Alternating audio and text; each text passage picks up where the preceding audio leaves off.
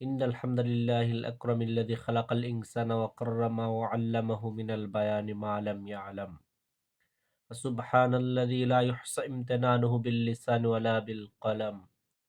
ওয়া নাশহাদু আল্লা ইলাহা ইল্লাল্লাহু ওয়াহদাহু লা শারীকা লাহ ওয়া নাশহাদু আন্না মুহাম্মাদান আবদুহু ওয়া রাসূলুহু। সম্মানিত দর্শক শ্রোতা, যে যেখান থেকে দেখছেন সকলকে জানাই ধন্যবাদ, মোবারকবাদ। আজ আমি আপনাদের সামনে এসেছি একটি গুরুত্বপূর্ণ বিষয় নিয়ে, সেটা হচ্ছে রমজানুল মুবারক সামনে এসেছে। সেই রমজানুল মুবারকের আল্লাহ রাব্বুল আলামিন সূরাতুল বাকারার ১৮৩ নম্বর আয়াতে ইরশাদ করেন, ইয়া আইয়ুহাল্লাযীনা আমানু কুতিবা আলাইকুমুস সিয়াম কামা কুতিবা আলাল্লাযীনা মিন ক্বাবলিকুম লাআল্লাকুম তাত্তাকুন। হে ঈমানদারগণ, তোমাদের উপর রোজাকে ফরজ করা হয়েছে যেমনিভাবে ফরজ করা হয়েছিল তোমাদের পূর্ববর্তীগণের উপর। আমাদের পূর্ববর্তীগণ যত নবী রাসূল এসেছিলেন, এখান থেকে বোঝা যায় যে পূর্ববর্তী সকলের উপর নবী রাসূলের উম্মতদের উপর কি রোজা ফরজ ছিল। আর রোজার একটা মূল উপকারিতা হলো লাআল্লাকুম তাত্তাকুন, যেন আমরা মুত্তাকি হতে পারি। এটাই হলো রোজার মূল উদ্দেশ্য। আমরা যেন রমজানুল মুবারক রোজার মাধ্যমে ভীতু অর্জন করতে পারি, ভীতি অর্জন করতে পারি, পরহেজগারিতা অর্জন করতে পারি, আল্লাহর ভয় আমাদের অন্তরে পয়দা করতে পারি। এর ব্যাখ্যা আল্লাহ রাব্বুল আলামিন আ সূরাতুল বাকারার মধ্যেই আল্লাহ রাব্বুল আলামিন অন্য জায়গার মধ্যে এই ব্যাখ্যা লম্বা দিয়েছেন। যাদের মধ্যে ১৫ টি গুণ রয়েছে তারা মুত্তাকি, তারা মুত্তাকির গুণ অর্জন করতে পেরেছে, এবং বিশেষ করে সূরাতুল বাকারার ১ম দিকেই আল্লাহ রাব্বুল আলামিন মুত্তাকিন, মুমিনের ৫ টি গুণ অর্জন করার কথা বলেছেন। হুদাল্লিল মুত্তাকিন, মুমিনদের ৫ টি গুণের কথা উল্লেখ করেছেন। এর মধ্যে ১ নম্বর হলো উদ্দেশ্যের প্রতি বিশ্বাস স্থাপন করা, সালাত কায়েম করা, আল্লাহ যে রিজিক দিয়েছেন তা থেকে ব্যয় করা, এবং আখিরাতের প্রতি বিশ্বাস করা। অ্যা পরকালের প্রতি বিশ্বাস করা এবং পূর্ববর্তী আসমানি কিতাবসমূহের প্রতি বিশ্বাস করা। এই ৫ টি বিষয়ের প্রতি বিশ্বাস করা মুত্তাকিনদের একটি পরিচয়।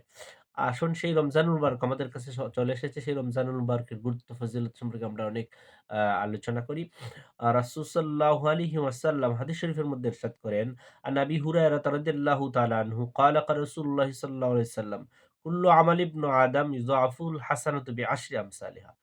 আবু হুরায়রা রাদিয়াল্লাহু তাআলা আনহু থেকে বর্ণিত, তিনি বলেন রাসূল সাল্লাল্লাহু আলাইহি ওয়াসাল্লাম বলেছেন, কুল্লু আমাল ইবনু আদম, প্রত্যেক আদম সন্তানের জন্য নেক আমলকে সওয়াব বর্ধিত করা হয়। তবে তার সওয়াবের বর্ধিত সীমা হলো বিআশারি আমসালিহা, ১০ গুণ। একটি নেকের আমলে সওয়াব ১০ গুণ করা হয়। ১০ গুণ থেকে ইলা সাবআমিয়াতা দিআফিন, ৭০০ গুণ পর্যন্ত বৃদ্ধি করে প্রদান করা হয়। ক্বালা আল্লাহু তাআলা, আল্লাহ তাআলা বলেন যে ইল্লা সৌমু ফা ইন্না লি ওয়া আনা আজজি বিহি, তবে সৌম এমন একটা ইবাদত যার ১০ অথবা ৭০০ নয়, বরং এই সৌমের আ প্রতিদান হলো আমি আল্লাহ রাব্বুল আলামিন নিজ কুদরতি হাতে দান করব। ইয়াদাউ শাহওয়াতাহু ওয়া তাআমাহু মিন আজলিহি। কেননা রোজা আমি নি রোজাদার আমার উদ্দেশ্যে তার মনের কামনা বাসনা বস্তু পানাহার বর্জন করে। রোজাদারের জন্য ২ টা আনন্দের সময় রয়েছে। হাদিস শরীফের মধ্যে এসেছে, লিস-সাইমি ফারহাতানে, ফারহাতুন ইনদা ফিতরিহি ওয়া ফারহাতুন ইনদা লিকাই রাব্বিহি। রোজাদার ব্যক্তির জন্য ২ টা আনন্দের সময়। একটা হলো যে ইফতারের সময়। ইফতারের সময় বলতে আবার ২ টার মধ্যে। একটা হলো প্রতিনিয়ত ইফতারের সময় ৩০ রোজা ৩০ টি ইফতার। আরেকটা হলো রোজা যখন সে ভঙ্গ করে ঈদ নামাজে যাবে, সেটা হলো ঈমানদারের জন্য আনন্দের বিষয়, গুরুত্বপূর্ণ আনন্দের বিষয়। এটা রোজাদারদের জন্য আনন্দের বিষয়, এবং সেদিন যে একদিন মুমিন বান্দারা, রোজাদাররা আল্লাহ রাব্বুল আলামিনের সাথে সাক্ষাৎ করবে, এই সাক্ষাৎকারের একটা গুরুত্ব রয়েছে। ওই সাক্ষাৎকারের দিন আনন্দের দিন রোজাদারদের জন্য। রাসূল সাল্লাল্লাহু আলাইহি ওয়াসাল্লাম এই রোজাদারদের জন্য বলেছেন হাদিস শরীফের মধ্যে যে, রোজাদারদের জন্য আল্লাহ রাব্বুল আলামিন আলাদা একটা জান্নাতের দরজা রেখেছেন। সেই জান্নাতের দরজা এই রায়্যান নামক দরজায় দিয়ে শুধুমাত্র রোজাদাররাই প্রবেশ করবে, আর কেউ প্রবেশ করতে পারবে না। আসুন আমরা রোজা সুন্দরভাবে আদায় করে, রোজার হকগুলো আদায় করে, রোজা জাহিরি বাতিনি অঙ্গ প্রত্যঙ্গের মাধ্যমে রোজাগুলো আদায় করে নেই। এখন আসেন, রমজানুল মুবারকের যখন চাঁদ উদিত হয়ে যায়, তখন আমরা বিশেষ করে একটা দোয়া পড়ব। নবীজি শিক্ষা দিয়েছেন, তোমরা রমজানুল মুবারক আসলে প্রথমত চাঁদ অনুসন্ধান করতে হবে, তারপরে দোয়া করতে হবে। দোয়াটি হলো, আল্লাহুম্মা আহিল্লাহু আলাইনা বিল আমনি ওয়াল ঈমান ওয়াস সালামাতি ওয়াল ইসলাম রব্বি ওয়া রাব্বুকাল্লাহ। এই দোয়াটা আমরা পড়ব বিশেষ করে।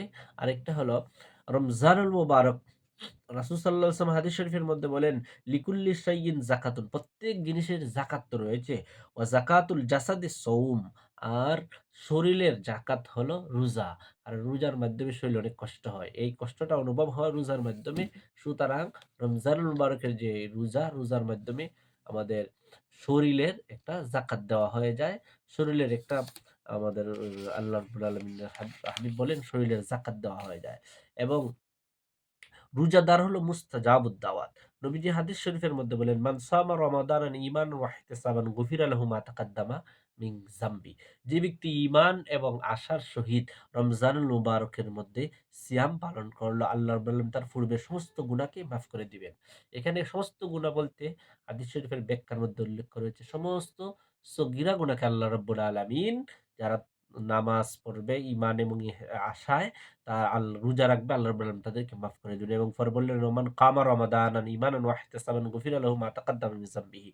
এবং রমজানুল মুবারকে যে ব্যক্তি তারাবির নামাজ আদায় করবে ঈমানের সহিত, গুনাহ মাফের আশায়, আল্লাহ রাব্বুল আলামিন তার অতীত জীবনের সমস্ত সগীরা গুনাহগুলি আল্লাহ রাব্বুল আলামিন মাফ করে দিবেন। আসুন আমরা রমজানুল মুবারকের সিয়ামগুলো আদায় করি এবং তারাবির নামাজ আদায় করি।